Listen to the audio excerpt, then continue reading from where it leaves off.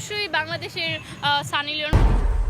বাহ, হ্যাঁ, তোমার জানের বাড়ির সবাই ভালোই আছে। এই তোমার বাড়ি কোনে রে?